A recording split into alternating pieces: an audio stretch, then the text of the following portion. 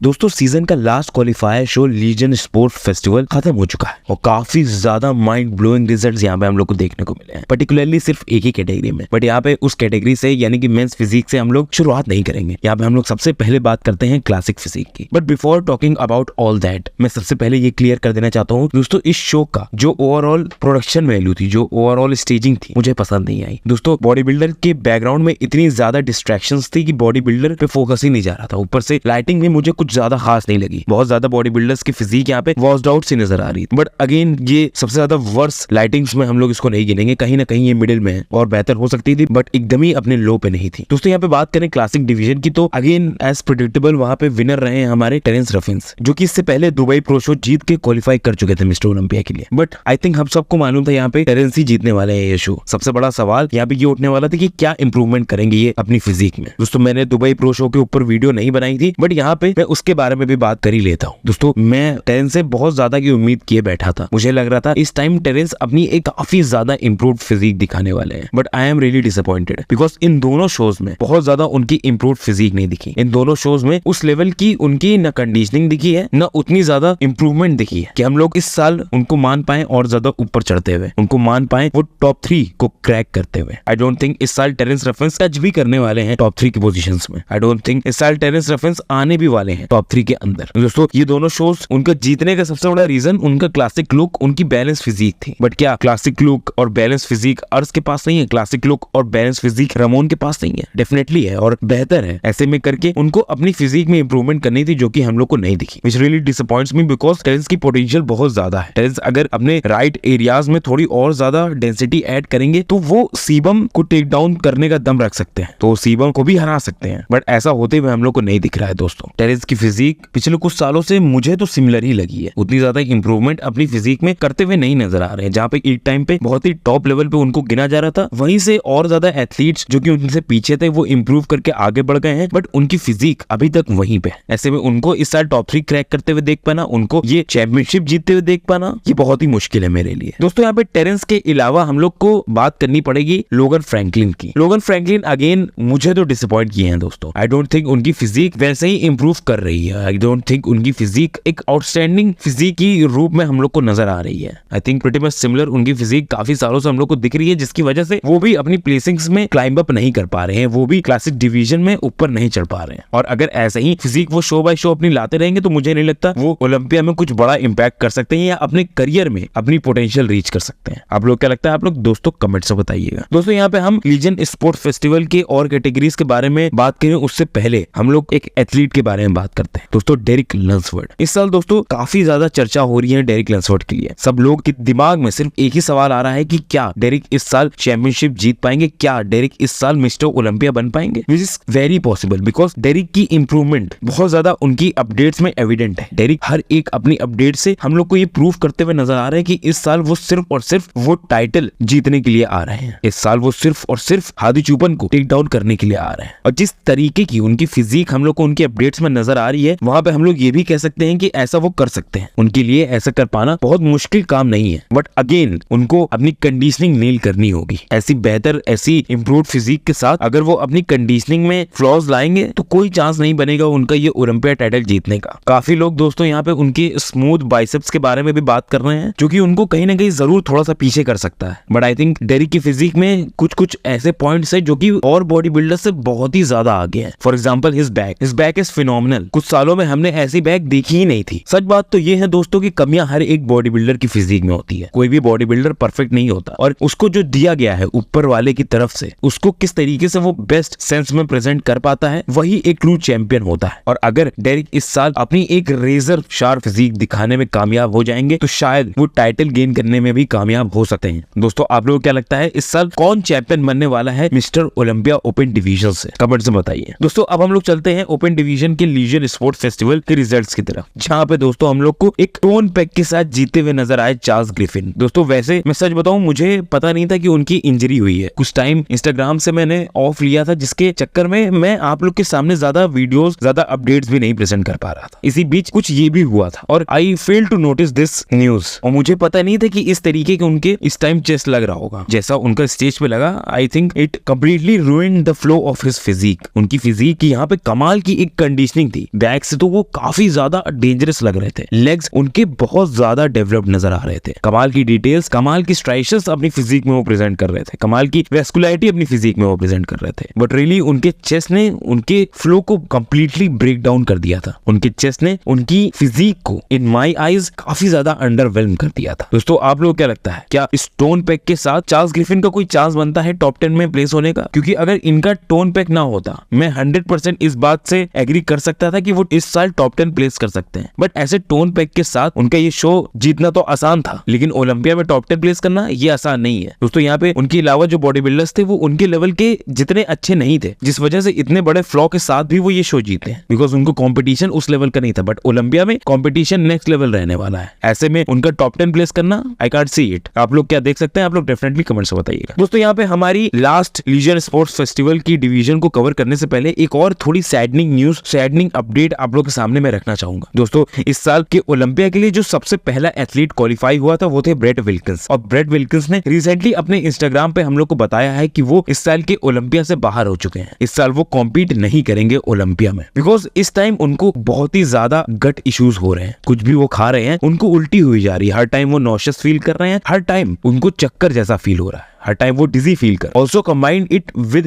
Constant diarrhoea. उनकी तबीयत बिल्कुल भी सही नहीं है। जहाँ पे पिछले 2 हफ्तों में उन्होंने अपनी फिजिक से 15 से 16 पाउंड प्योर मास की लूज की है। ऐसे में वो बिल्कुल भी कंफर्टेबल नहीं थे वापस से स्टेज पे चढ़ने के लिए। अभी दोस्तों उन्होंने चेकअप अपना करवाया है इस चीज को देखने के लिए कि क्या उनके पेट में कोई बैक्टीरियल इन्फेक्शन, कोई पैरासिटिकल इन्फेक्शन तो नहीं है, और जल्दी ही जैसा भी होगा वो हम लोग को बताएंगे भी। बट आई थिंक उनका ये डिसीजन एक बहुत ही सही डिसीजन था। दोस्तों काफी ऐसे बॉडी बिल्डर्स होते हैं जो कि अपनी हेल्थ को डिटेरेट होते हुए देखने के बावजूद भी वो बॉडी बिल्डिंग की ऐसी लाइफस्टाइल कंटिन्यू रखते हैं। फॉर एग्जांपल आप लोग को मैं देना चाहूंगा सेड्रिक मैकमिलन का। दोस्तों सेड्रिक मैकमिलन भी अपने करियर के एंड में बहुत ज्यादा गट इश्यूज फेस कर रहे थे, जहाँ पे वो बोल रहे थे कि बिल्कुल भी खाना वो अपने पेट के अंदर नहीं रख पा रहे, सब कुछ उनके उल्टी हुई जा रही थी। दोस्तों ओरल स्टेरॉइड्स को कंज्यूम करते टाइम आपका लीवर इतना ज्यादा डैमेज हो जाता है या फिर आपकी स्टमक की लाइनिंग इतनी ज्यादा डिस्ट्रॉय हो जाती है कि अक्सर ऐसा बॉडी बिल्डर्स के साथ होते हुए हम लोग को दिखता है कि उनके करियर में मैसिव गट इश्यूज राइज होते हैं। बट ऐसे में एक दिमागदार, एक इंटेलिजेंट बॉडी बिल्डर वही है जो स्टेप डाउन करके रीथिंक करे अपने सारे प्रोसेसेस को और वापस से कम बैक करे, या अगर उसकी हेल्थ अलाउ नहीं कर रही है तो शायद ना भी करे। बट अपनी खराब हेल्थ के साथ कॉन्टिन्यूअसली पुश करना एक बहुत ही गलत डिसीजन होता है किसी भी फील्ड में, लेट अलोन बॉडी बिल्डिंग में, जो कि बहुत ही जल्दी आपकी जिंदगी को खत्म करने की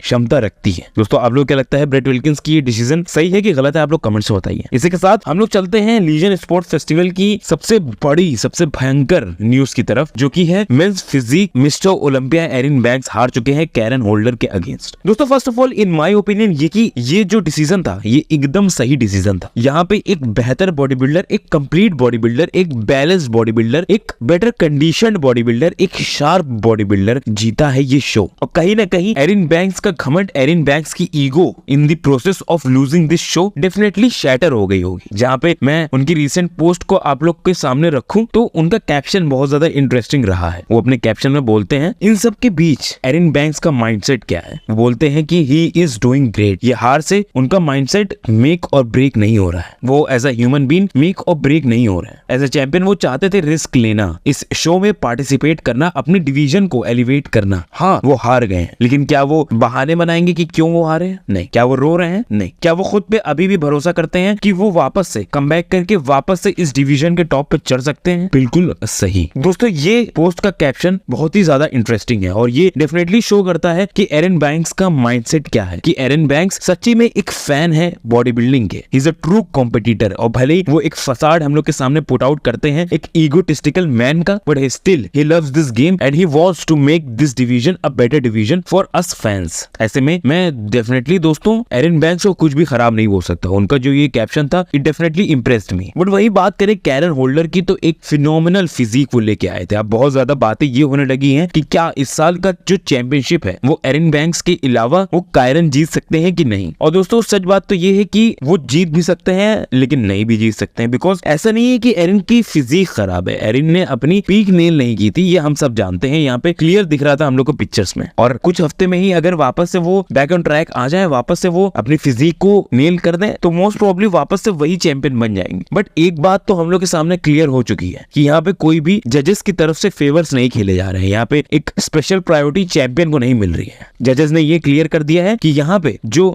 हमारा विनर होगा वो उस रात एक बेहतर बॉडी बिल्डर होगा। इसी के साथ दोस्तों, अगर आप लोग को ये वीडियो अच्छी लगी हो, आप लोग लाइक कर दीजिएगा, सब्सक्राइब कर दीजिए काफजिला हिंदी को, बेल आइकन दबा दीजिए। चलिए आपसे अगली वीडियो में मिलते हैं, तब तक के लिए बाय।